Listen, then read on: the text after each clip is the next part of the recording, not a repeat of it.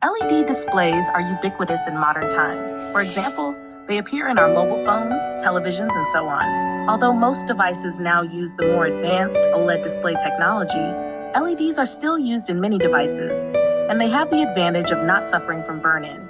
Let's start by getting acquainted with the three optical primary colors. RGB, that is red, green, and blue primary colors, combine to produce the range of colors seen on a display. When all three primary colors are added together, the result is white.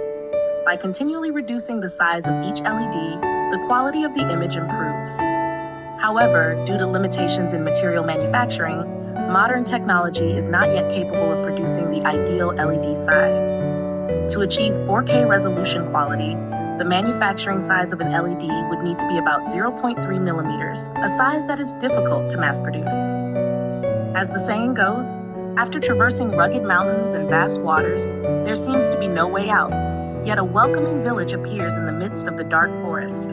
We can use a miniature green emitter to replace the LED's light emission and employ a unified light source, using a white LED as the backlight, to establish the basic principles of the display. At this stage, only black and white can be displayed. When the backlight is on, white is produced. When the backlight is off, black is produced. But isn't that just like the era of black and white screens? Hold on, there's more. We can achieve color display by individually controlling the light intensity of each green emitter. Behind each green emitter, two polarizers are arranged, along with a material capable of changing its optical angle.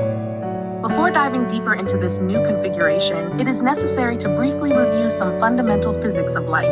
Light has perpendicular electric and magnetic fields, and its direction of propagation is perpendicular to both fields. In fact, the electric and magnetic fields exist in that propagation direction. For simplicity, we will only show the electric field. When we add a vertical polarizer, it allows only the vertically polarized light to pass, blocking light polarized in other directions. Now, let's examine the mechanism for controlling light intensity. When light passes through the vertical polarizer, only vertical light is transmitted.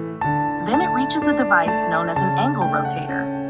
Note that the angle rotator is only as large as a subpixel. When it receives a rotation signal, it rotates the vertically polarized light to the desired angle.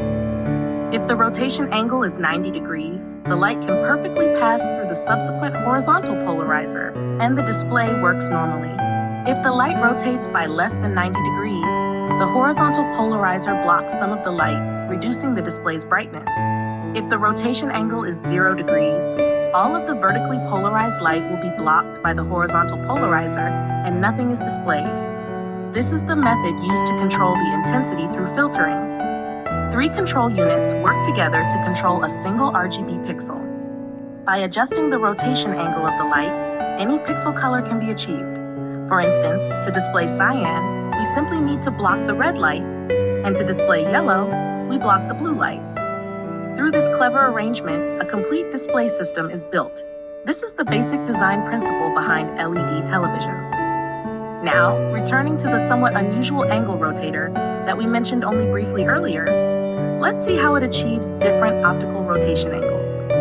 The answer lies in the material of the rotator, liquid crystals. Indeed, that is why they are called LCD TVs. Usually, liquid crystals are in a 90-degree twisted state, as shown here. When an electric field is applied, they rotate, which in turn causes the light to rotate. But what causes the light itself to rotate within the liquid crystals? For clarity, let's consider linearly polarized light as being composed of 2 circularly polarized components, like this. Note that the purple light rotates clockwise, while the cyan light rotates counterclockwise. When passing through the twisted liquid crystals, their relative speeds differ. Specifically, the cyan light waves slow down when traversing the twisted liquid crystal. This speed difference causes the light to undergo a 90-degree phase shift, which changes the composite angle of the output light. This is the rotation angle. If the liquid crystal were not twisted, the 2 kinds of light would have no phase shift because their speeds would be identical. No speed difference means no phase shift. This is what occurs when polarized light passes through the angle rotator. However, even at this stage, the design is incomplete.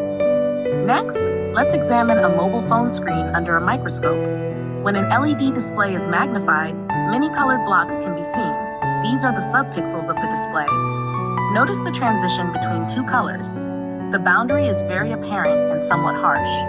This is because some pixels are brighter than others, and the LED backlight provides uneven illumination.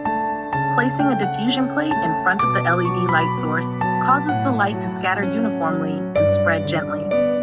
Although this makes the lighting more even and softer, it comes with a downside.